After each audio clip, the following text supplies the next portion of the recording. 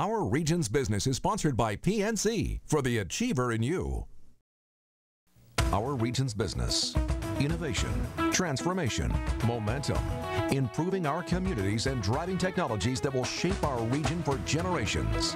The collaboration that brings vitality, prosperity, and life to living.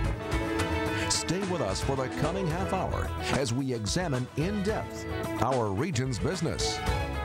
Now, here's your host, Bill Flanagan. Today on Our Region's Business, you'll want to be a millionaire. Successful millionaires share their secret of success, and it just may surprise you. Plus, Porgy and Bess is the next big ticket in town, an update on the business of Broadway and how it impacts our region. But first, fittingly, our region's creative economy. It's a combination of the arts and the sciences. The Pittsburgh Technology Council and Carnegie Mellon University have been crunching the numbers, and they've rolled out the results at a Creative Industry Summit on the CMU campus. Kim Chesney-Harvey is director of the Creative Technology Network at the Pittsburgh Technology Council.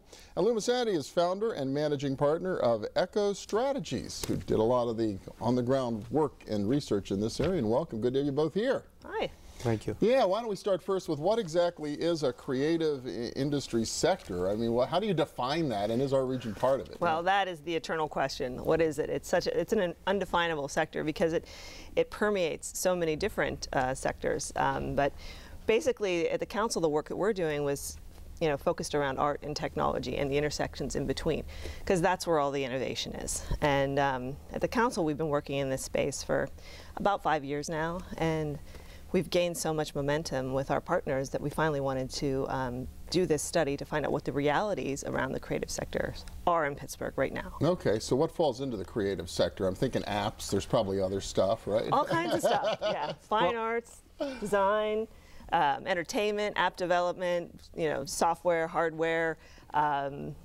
the support services for the creative industry. What am I forgetting? Design and engineering is a very large sector. Okay. There's a real big overlap of all these different elements that go through all the different kind of industries in the region. Okay, so you've kind of dug into this a little bit and tried to determine if there truly is a there after they asked this question, right? Yes, we did, and the good news is we were able to get our arms around it. And it's roughly 200,000 jobs in the region, and the good news is when we compare ourselves those 7 clusters to the rest of the country, we've been growing very nicely compared to the national average.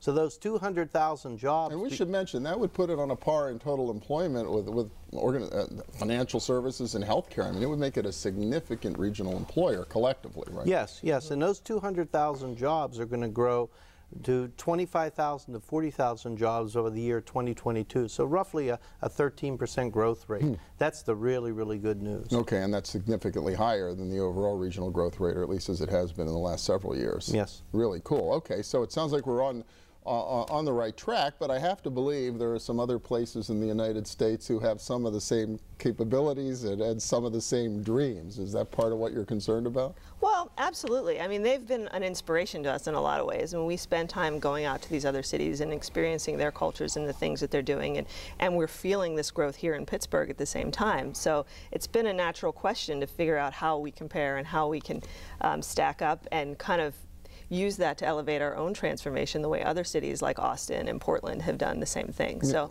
we're seeing that, and now we're realizing that is an actual reality here for us. Yeah, I mean, so much of the work, the strategic work around here over the last couple of decades has really been identifying the sectors where we have a true competitive advantage and then focusing our efforts and really boosting them to the next level. And you can look at energy or healthcare or IT and see the results. The question is, do we have the same opportunity, or is the competition already so far ahead of us that it may be hard to catch?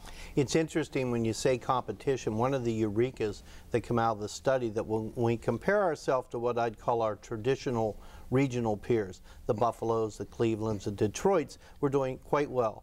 But what we identified here is we're in a different bracket now. We have a new set of competitors, Austin, Boston, and San Francisco, and when we benchmark ourselves against them, and we did using 50 metrics and lots of data, we see there's really opportunities to improve.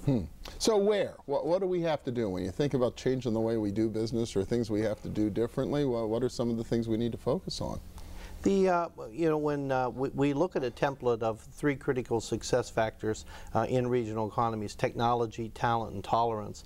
And the technology, we have a good base there. The talent, you know, we still have a brain drain. And, you know, relative to the new regions we're competing against, the Austins and the Bostons, our brain drain is worse than theirs. Well, they have a net brain importation in a big way. We're kind of at break even now. We're not losing as many, but we're not bringing them in anywhere near the way those other places Well, are. I think what the data would show, Bill, is that the good news is we have the brains coming in here. Carnegie Mellon, Pitt. We're just not able to retain as many as the other regions. There's always a natural attrition, but if we had more opportunities, more people would stay. Okay. And so beside the eureka that we're in this new set of competitors, we also, what came up is the idea of inclusion and welcoming. And the research started to show us that the region could be more welcome and opening, the whole diversity thing. And we looked into things like the bohemian, the number of artists. We looked into foreign-born. We even looked into gay and lesbian, which is a great indicator of the openness of a region. And we're still a couple decades behind our peer regions. When you look at San Francisco, Boston, Austin, they probably have 20 to 25% foreign-born. In Pittsburgh, it's 3%. Interesting enough, in the 1900s, our foreign-born population was about 50%. Wow. So we need to think back to why aren't we able to retain those? Because they're coming here. Well, they're coming to our university. So a statistic even more recently as 1970, our region had foreign-borns in the same percentage as the nation as a whole. So the last 40 years has been a dramatic change. And we all understand from a workforce standpoint this is a big deal. But for attracting these kinds of people and these innovators and artists, they care about this kind of stuff? Absolutely. There's a direct correlation where we've learned from the numbers over in recent years and the survey results that there's definitely a correlation with this inclusiveness with creativity and innovation. Yeah. So what's the next step? What do? You came up with all this information. What's going to happen? That's when the fun starts. Now we're going to get started answering that very question.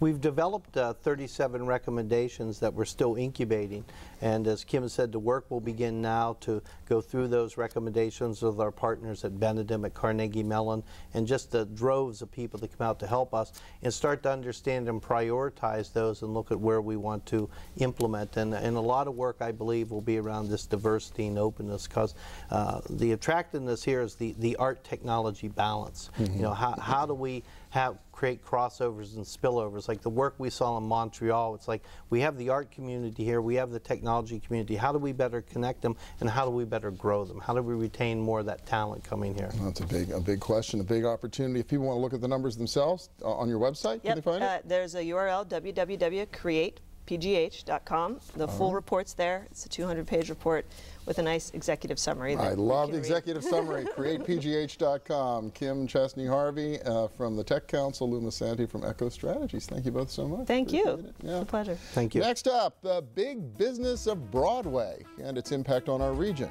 Stay with us.